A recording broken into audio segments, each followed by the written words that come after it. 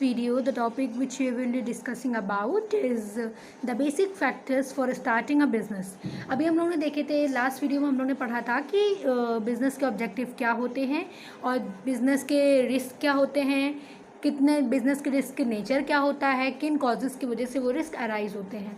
ठीक है, आज हम लोग पढ़ेंगे कि अगर हमको बिज़नेस खोलना हो, कहीं पर भी कोई बिज़नेस करना हो, कोई दुकान खोलनी हो, कोई कंपनी चलानी हो, तो उन सब को करने के लिए हमें कोई फैक्ट्री डालनी हो, तो ये सब करने के लिए हमें कौन कौन से बेसिक फैक्टर्स का ध्यान रखना होगा. ठीक है, चलो पढ़ते हैं क्या होते हैं. As you can see in the screen, I have attached a paragraph. This paragraph is taken from your NCERT book only. So the PDF which I availed you of NCERT book, just go through that, which ma'am availed you, and you will get that paragraph from this. Okay, so just start with the first line of this. Starting a business enterprise is similar to any other human effort in which resources are employed to achieve certain objective. Business start करने का, business company खोलने का, कोई भी business enterprise चलाने का जो तरीका होता है वो किसी भी ह्यूमन एफर्ट के जैसा होता है. अगर हम कोई भी चीज़ में अपने रिसोर्सेज लगाएं कोई सर्टेन ऑब्जेक्टिव पाने के लिए, मतलब कि अगर मान लो हम सब्जी बना रहे हैं और सब्जी बनाने के लिए हम बाहर से सब्जी ला रहे हैं और फिर सब्जी काट रहे हैं, फिर सब्जी बना रहे हैं, तो हम अपने ह्यूमन एफर्ट लगा रहे हैं, सारी अलग अलग रिसोर्सेज को कंबाइन करके एक सर्टेन ऑब्जेक्टिव क्या है हमारा, कि हमारी सब्जी बन जाए. वैसे अगर हम कोई बिज़नेस एंटरप्राइज खोलते हैं तो कई सारे ह्यूमन एफर्ट लगते हैं. कौन कौन से? अगर हमको कोई बिज़नेस खोलना है तो पहले हमें रॉ मटेरियल पहले तो हमें प्लेस देखनी होगी कहाँ पे हमको अपनी शॉप या फिर फैक्ट्री डालनी है. उसके बाद रॉ मटेरियल लाना होगा, लोगों को रखना होगा जॉब पे, और फिर रॉ मटेरियल खरीदने के बाद मशीन्स भी लानी होगी, फिर उनसे सामान बनवाना होगा. तो ये सब क्या है? ह्यूमन एफर्ट है. अब ये सब ह्यूमन एफर्ट जितने भी रिसोर्सेज है वो एम्प्लॉयड किस लिए हो रही है? एक सर्टेन ऑब्जेक्टिव पाने के लिए. ठीक है, successful result in business Successful result in business depend largely upon the ability of the entrepreneurs or the starters of a new business to anticipate problem and solve them with minimum cost. हम कोई business start करते हैं तो हमें ज़्यादा से ज़्यादा problems के बारे में सोचना होता है कि क्या क्या प्रॉब्लम फ्यूचर में हमारे पास आ सकती हैं और कैसे मिनिमम से मिनिमम कॉस्ट में हम लोग उन प्रॉब्लम को सॉल्व कर सकते हैं. अगर कोई बिजनेसमैन अब आगे आने वाली ज़्यादा से ज़्यादा जो प्रॉब्लम्स होंगी, चेंजेस होंगे, उसको पता कर लेता है तो क्या होगा कि उसको जो रिस्क होगा वो कम लेना पड़ेगा. ठीक है, और उसके नुकसान भी कम होगा. तो सक्सेसफुल बिजनेसमैन तभी रिजल्ट करेगा जब बिजनेसमैन की सोच बड़ी हो, वो ज़्यादा आगे तक की सोच पाए. This is specially true for the modern business world where competition is very tough and risk are high. जहाँ पे कॉम्पिटिशन बहुत टफ है और बिजनेस बहुत ही ज़्यादा, कई सारे लोग हैं बिजनेस में, कॉम्पिटिशन काफ़ी टफ है और रिस्क काफ़ी हाई है. ठीक है, some of the problems which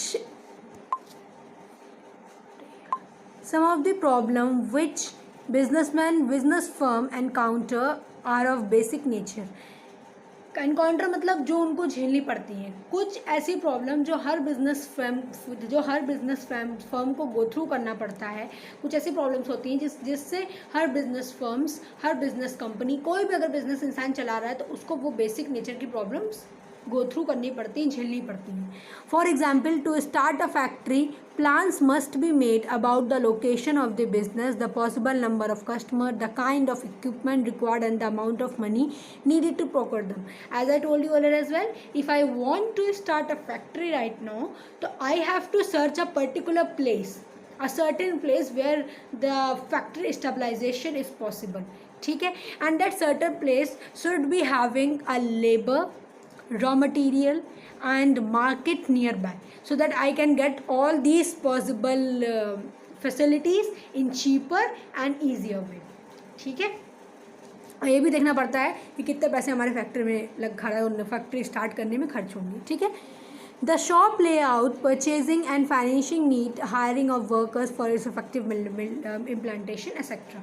तो ये सब चीज़ें देखनी पड़ती हैं अगर हम सिंपली एक फैक्ट्री खोलना चाहें. These problems become more complex in a big business. जितना बड़ा बिजनेस होगा, एज आई टोल्ड यू, जितना बड़ा बिजनेस उतने ज़्यादा रिस्क और उतनी ज़्यादा प्रॉब्लम्स को फेस करना। तो अगर हम कोई बड़ा बिजनेस खोल लें तो इन सब चीज़ों को हाई लेवल पे करना होगा, बड़े लेवल पे करना होगा। बड़े लेवल पे करने के लिए ज़्यादा पैसा चाहिए होगा, ज़्यादा एम्प्लॉयज़ चाहिए होंगे, ज़्यादा अच्छी क्वालिटी की मशीन्स चाहिए होंगी, तो मशीन्स कहाँ से लानी, ये सब सोचना पड़ेगा उनको, ठीक है। जो भी इंसान बिजनेस बड़े लेवल पर चलाना पड़ेगा उसे बड़े लेवल पर चीज़ें सोचनी पड़ेंगी, और जो छोटे लेवल पर चलाना चाहेगा उस छोटे लेवल पर चीज़ें सोचनी पड़ेंगी। बड़े लेवल वाले को बड़ी प्रॉब्लम्स फेस करनी पड़ेंगी, छोटे लेवल वाले को छोटी प्रॉब्लम्स फेस करनी पड़ेंगी। However, some of the basic factor which must be considered by anybody who want to start the business is as follows.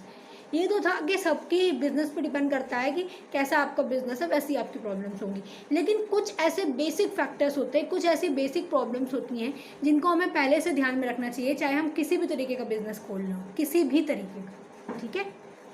तो कुछ ऐसी प्रॉब्लम्स नीचे दी हुई हैं।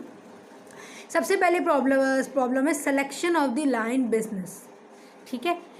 The first thing to be decided by the entrepreneur is the nature and the type of business to be undertaken. Obviously अगर हम सोच रहे हैं कि हम कौन सा बिजनेस स्टार्ट करना चाहते हैं तो पहले हमें सोचना पड़ेगा कि हम किस चीज़ का बिजनेस करना चाहते हैं।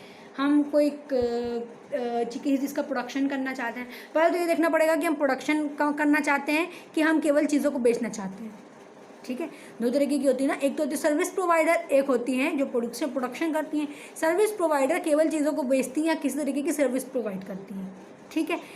प्रोडक्शन वाली क्या करती है, सर्विसेज प्रोवाइड नहीं करती, लेकिन चीज़ों का प्रोडक्शन करती हैं, ठीक है। अब अगर प्रोडक्शन हम कर भी रहे हैं तो किस चीज़ का करेंगे, कपड़ों का करेंगे कि किसी घर पे जो चीज़ें यूज़ होती हैं डोमेस्टिक थिंग्स उनका करेंगे, चेयर टेबल बनाएंगे या फिर प्लास्टिक का कुछ और बनाएंगे, या फिर हम सीमेंट वगैरह बनाएंगे, क्या बनाएंगे इसका सिलेक्शन करना बहुत ज़रूरी है। किस तरीके का नेचर होगा बिजनेस का, नेचर मतलब प्रोडक्शन होगा कि सर्विसेज होंगी, और उसमें भी टाइप क्या होगा, किस चीज़ को प्रोड्यूस करेंगे अगर प्रोड्यूस कर रहे हैं, और अगर सर्विसेज प्रोवाइड कर रहे हैं तो किस चीज़ की सर्विसेज प्रोवाइड करेंगे, ये सोचना बहुत ज़रूरी होता है। सबसे पहली चीज़ यही होती है।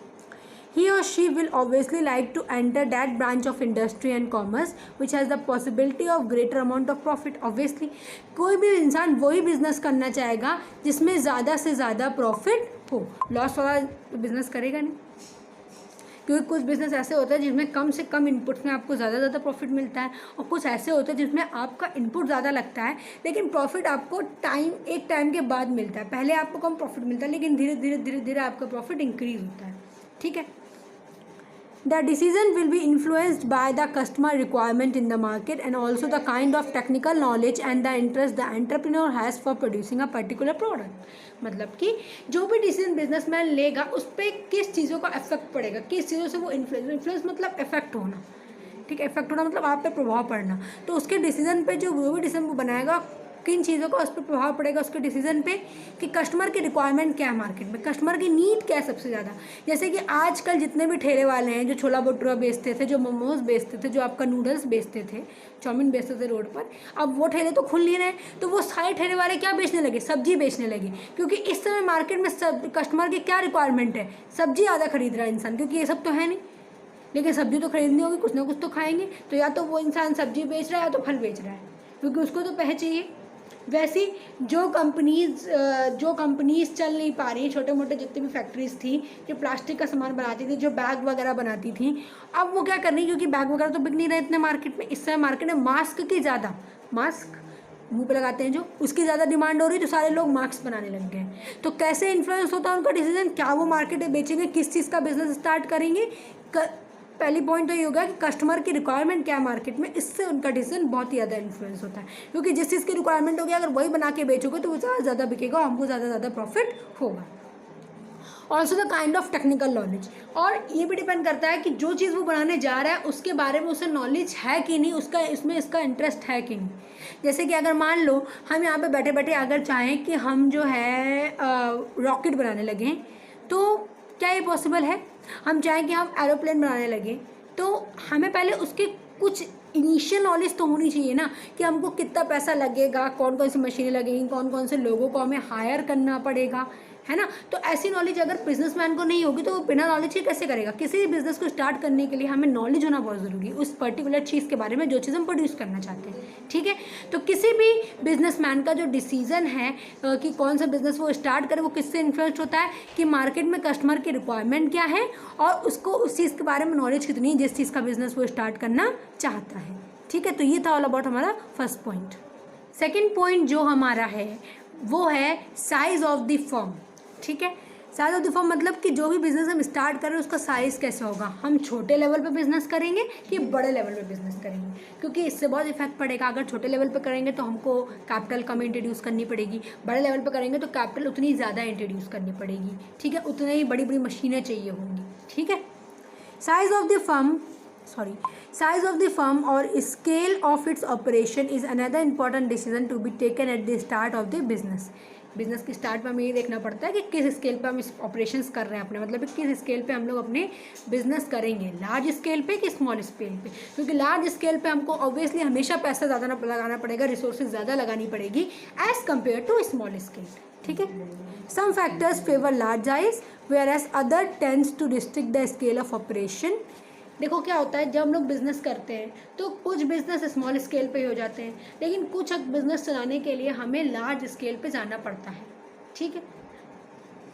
If the entrepreneur is confident that the demand of the proposed product is likely to be good over time and he and she arrange the necessary capital for business, he or she will start the operation at large scale। मान लो हमने ये सोचा, जैसे कि अभी आजकल sanitisers बहुत बिक रहे हैं, तो जितने भी लोग सैनिटाइज़र बना रहे हैं उनको ये पता है कि 1 साल तक तो सैनिटाइज़र की डिमांड में कमी आनी ही नहीं है। भले ही कोरोना की दवाई आ जाए फिर भी कहीं ना कहीं हद तक लोग यूज़ करेंगे सैनिटाइज़र। तो अब वो अपना सैनिटाइज़र का बिज़नेस लार्ज स्केल पे करेगा, क्योंकि देखो अगर किसी प्रोडक्ट की डिमांड कम है मार्केट पे तो हम उसको अगर लार्ज स्केल पे उसका प्रोडक्शन करेंगे, सब चीज़ें लार्ज स्केल प्रोडक्शन करेंगे, मतलब कि ज़्यादा पैसा लगाएंगे, ज़्यादा रॉ मटेरियल खरीद के लाएंगे, ज़्यादा एम्प्लॉयज़ को एम्प्लॉय करेंगे और फिर प्रोडक्ट बनवाएंगे। तो देखो अगर वो मार्केट में नहीं बिका, उसकी डिमांड क्योंकि मिनिमम है तो मार्केट में नहीं बिका तो हमको लॉस हो जाएगा। तो हमेशा लार्ज स्केल पे अगर कोई भी चीज़ का प्रोडक्शन करता है बिजनेसमैन तो सबसे पहले वो ये पॉइंट देखता है कि जिस चीज़ का प्रोडक्शन हम बड़े लेवल पे करने जा रहे हैं, ज़्यादा से ज़्यादा प्रोडक्शन करने जा रहे हैं, ज़्यादा से ज़्यादा पैसा लगा के, उसकी डिमांड कितनी है मार्केट में। अगर कम होगी तो फिर वो लार्ज स्केल पे नहीं करेगा, ठीक है। If the market conditions are uncertain and risk are high, a small size business would be better choice। अगर मार्केट कंडीशन अच्छी नहीं है और रिस्क ज़्यादा है तो स्मॉल साइज़ पे बिज़नेस खोलो। जैसे कि इस समय जितने भी आपके कपड़ा व्यापारी हैं और अलग अलग तरीके के व्यापारी, या तो उन्होंने अपना बिज़नेस बंद कर दिया थोड़े टाइम के लिए, या तो वो बिज़नेस को कंटिन्यू कर भी रहे हैं तो आधे एम्प्लॉयज़ को निकाल दिया, कुछ को रखा है, कुछ मशीन्स पे ही काम हो रहा है, स्मॉल स्केल पे काम कर रहे हैं, क्योंकि उनको पता है मार्केट पे डिमांड इतनी है नहीं और अगर हम उतना प्रोड्यूस करके डाल भी देंगे तो वो मार्केट में बस डंप हो जाएगा, बिकेगा नहीं उतना, तो हमको लॉस ही होना है। तो स्मॉल स्केल पे करो, ज़्यादा सही है। तो रिस्क और कस्टमर की डिमांड को देख के वो लोग देखते हैं कि हमको लार्ज स्केल पे बिजनेस का ऑपरेशन करना है कि स्मॉल स्केल पे, लार्ज स्केल पे चीज़ों को प्रोड्यूस करना है कि स्मॉल स्केल में, ठीक है। तो ये था हमारा साइज ऑफ द फर्म कि बिजनेस वो लार्ज स्केल पे चलाएंगे बिजनेस के ऑपरेशंस की स्मॉल स्केल पे, ठीक है। अब आते हैं अपने थर्ड पॉइंट पे, choice of ownership.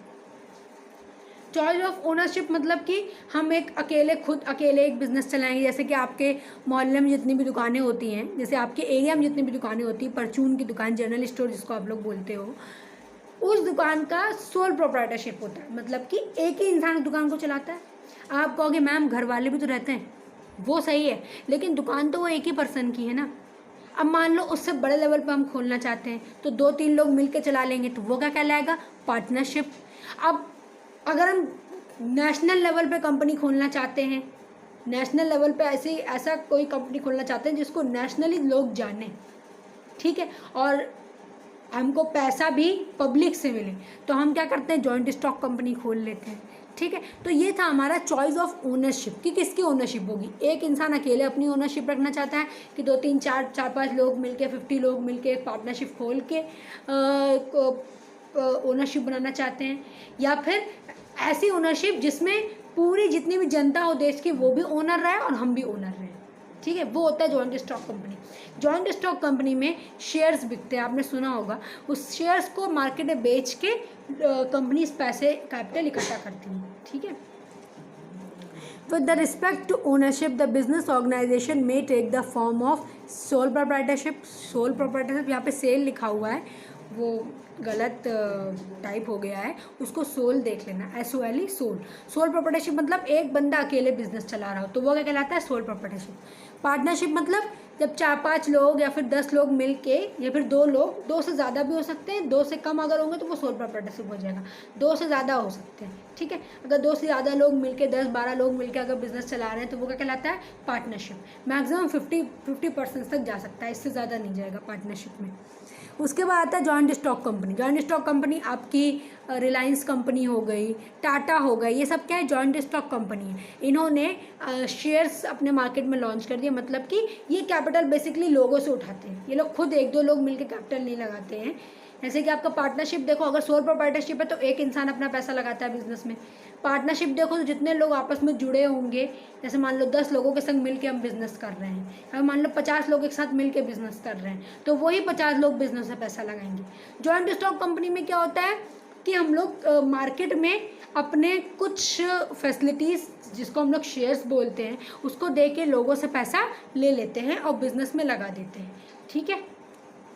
Each form of business has its own merits and demerits. हर एक की अपनी खुद की मेरिट्स और डिमेरिट्स है, चाहे वो सोल प्रोप्राइटरशिप हो, चाहे वो पार्टनरशिप हो, चाहे वो जॉइंट स्टॉक हो। The choice of the suitable form of ownership will depend on such factors such as the line of business, capital requirement, liability of owners, division of profit, legal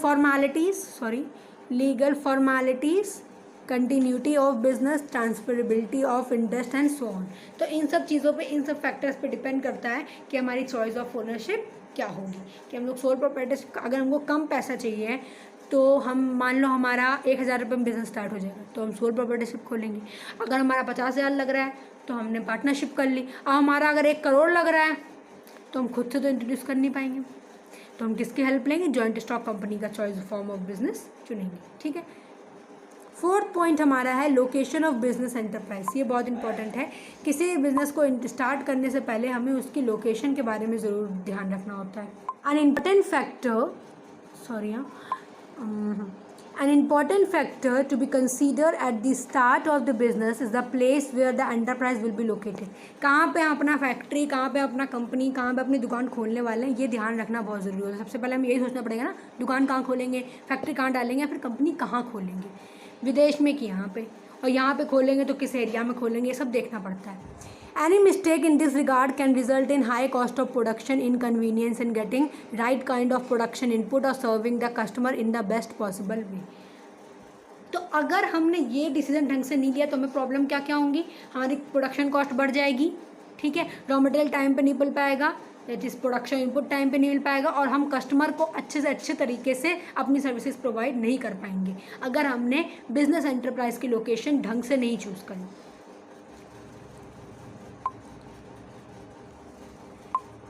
Availability of raw material, labor, parts, supply services like banking, transportation, communication, warehousing, etc. are important factor while making a choice of location. As I told you earlier as well, अगर मान लो हम कहीं पे factory अगर मान लो हम कहीं दुकान खोलना है, ठीक है, हम जनरल स्टोर की दुकान खोलना है, तो क्या तुम एक ऐसी जगह पे दुकान खोलोगे जनरल स्टोर के, क्या आप लोग ऐसी जगह पे दुकान खोलोगे जहाँ पे लोग ही ना रहते हो और दुकान खोल लो, कम से कम लोग रहते हैं, क्या फ़ायदा होगा? नहीं। आप मार्केट में दुकान खोलोगे, मार्केट के बीचों बीच जहाँ पे ज़्यादा से ज़्यादा कस्टमर्स हो, ठीक है, जहाँ पे आपके गुड्स बिक पाएँ, ठीक है, और फिर जहाँ से आपको ईजिली ट्रांसपोर्ट अवेलेबल हो। क्यों? अगर मान लो आप कहीं से सामान ला रहे हो बेचने के लिए, तो आपके पास अगर ट्रांसपोर्ट की सर्विसेज अच्छे से अवेलेबल होंगी, चाहे वो आपकी टेम्पो की हो, चाहे वो आपके ट्रक की हो, चाहे वो आपके ट्रैक्टर की हो, अच्छे से अवेलेबल होंगी तो आप ईजिली सामान होलसेलर से ले पाओगे, ठीक है। चौथा है बैंकिंग फैसिलिटीज़ अच्छी होनी चाहिए। अगर मान लो आपको कहीं लोन की ज़रूरत पड़ गई और अगर बैंक आपसे बहुत ज़्यादा दूर है तो दिक्कत किसको होगी? आपको होगी, तो बैंकिंग फैसिलिटीज़ भी अच्छी होनी चाहिए, कम्युनिकेशन अच्छा होना चाहिए। आपको अपने दुकानदार आपको अपने होलसेलर से बात करना है और आपके पास फ़ोन नहीं है, लेकिन अगल बगल अगर आपके पास कोई पीसीओ या फिर कोई भी ऐसी जगह है जहाँ से आप कॉल कर सकते हो तो ईजी रहेगा आपको। या मान लो आपके एरिया में टावर ही नहीं लगे तो क्या आप कॉल कर पाओगे किसी को? नहीं कर पाओगे।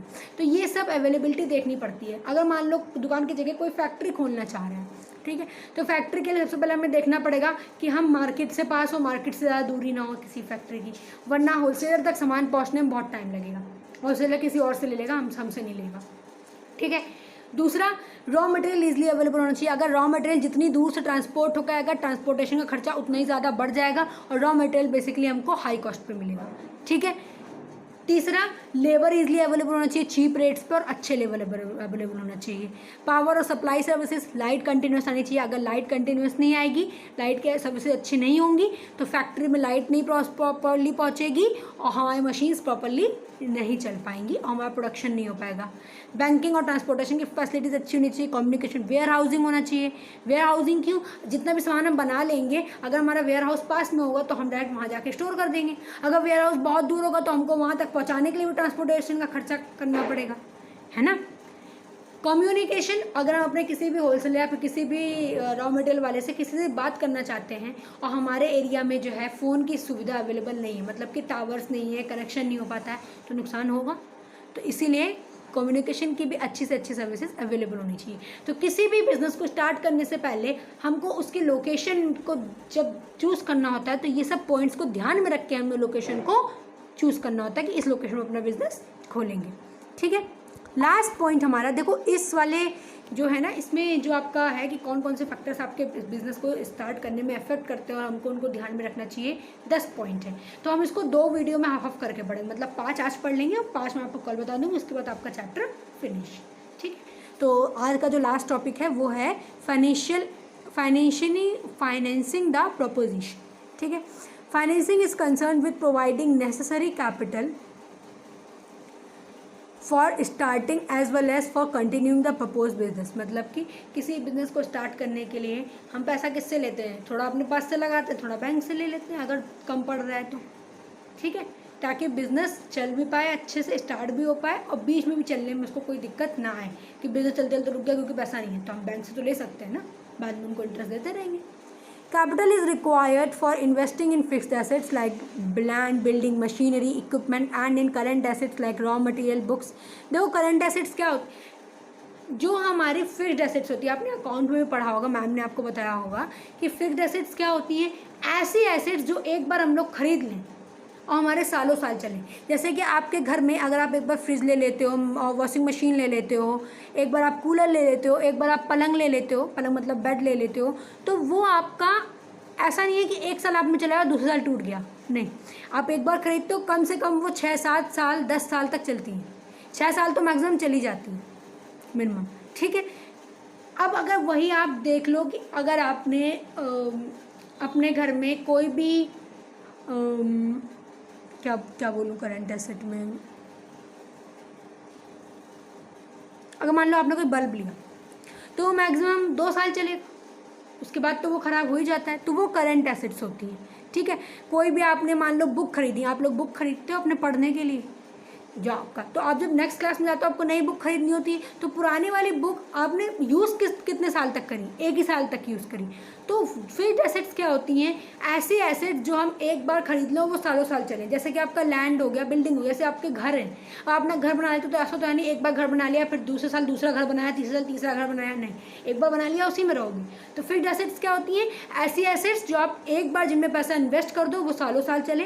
करंट एसेट्स एक बार आप जिनमें पैसा इन्वेस्ट करो और वो 1 ही साल चले, इसी करंट साल चले और नेक्स्ट साल आपको दोबारा खरीदने पड़े। तो रॉ मटेरियल ही वही होता है। रॉ मटेरियल वो क्यों होता है? क्योंकि अगर आप कोई प्रोडक्ट बनाओगे, ठीक है, आपने मान लो हमने बॉटल बनाई, इस साल हमने प्लास्टिक ले ली, अब बॉटल बन गई, हमको नई बॉटल बनाने के लिए नया प्लास्टिक चाहिए होगा ना। ऐसा तो है नहीं कि एक बार हमारी बॉटल बन गई और फिर हमने कहा कि नहीं अब रॉ मटेरियल नहीं लेंगे, इसी को कन्वर्ट कर करके बनाते रहेंगे, ठीक है ना। तो हमको फिर से नया रॉ मटेरियल लेना पड़ेगा, that is current assets. Next है आपका capital is also required for the meeting day to day expenses, रोज़मर्रा की, जैसे कि हम किसी कोई सामान मंगा रहे हैं या फिर मान लो रोज़मर्रा की कैसे होंगी, जैसे कि मान लो हमने अपने वर्कर्स को कुछ खाने को दिया, ठीक है। कोई छोटी मोटी चीज़ें जो पड़ती रहती हैं दुकान में या फिर किसी भी फैक्ट्री में, वो डे टू डे एक्सपेंसेस होते हैं। Proper financial planning must be done to determine the requirement of a capital source from where the capital will be arise, the best way utilize the capital in the firm। तो किसी business को start करने से पहले हमें financial planning करनी ही पड़ती है कि हमें बिजनेस में कितने कैपिटल, कितने पैसों की ज़रूरत पड़ेगी बिजनेस को स्टार्ट करने के लिए और रेगुलर चलाने के लिए, ठीक है। ये कैपिटल हम कहाँ से लेंगे, बैंक से लेंगे, मार्केट से लेंगे, कहाँ से लेंगे। कैपिटल मतलब जो इनिशियल पैसा आप बिजनेस में लगाते हो या फिर बाद में भी जो पैसा आप लगाते हो उसे बोलते हैं कैपिटल, ठीक है। और इस कैपिटल को हम लोग कैसे अच्छे से अच्छे, जो भी पैसा हम इंट्रोड्यूस कर रहे हैं बिजनेस में, उसको कैसे अच्छे से अच्छे तरीके से हम बिजनेस में यूटिलाइज कर सकते हैं, यूज़ कर सकते हैं। तो ये था कि हमें किसी बिजनेस को स्टार्ट करने से पहले कैपिटल को देखना पड़ता है कि हमें फिक्स्ड एसेट पे कितनी कैपिटल लगानी है, करंट एसेट पे कितनी कैपिटल लगानी है, रोज़मर्रा में कितना पैसा खर्च होगा, टोटल कितने कैपिटल की ज़रूरत पड़ेगी, कैपिटल रेस कहाँ से करेंगे और इस कैपिटल को कैसे अच्छे से अच्छे तरीके से फर्म में यूटिलाइज करेंगे, ठीक है। तो आज हमने टोटल 5 पॉइंट पढ़े। पहला पॉइंट हम लोगों ने पढ़ा था size selection of the line business, second था size of the firm, third था choice of form of ownership, fourth था location of business enterprise and the fifth and the last one was financing the proposition, ठीक है, कि business को कैसे finance करेंगे। तो इसके नोट्स बनाते रहना और जो भी नोट बनाना ध्यान रखना कि अपने वर्ड्स पे बनाओ। अगर नोट बनाने में कोई प्रॉब्लम हो तो मुझसे पूछ लेना, ओके। तो आज के लिए बस इतना ही, ठीक है। कल हम लोग लास्ट 5 पॉइंट डिस्कस कर लेंगे और आपका चैप्टर 1 फिनिश हो जाएगा। अगर आपको इसमें कोई भी प्रॉब्लम हो तो you can ask me through comment section और यू कैन व्हाट्सएप में as per you wish. Thank you, have a nice day.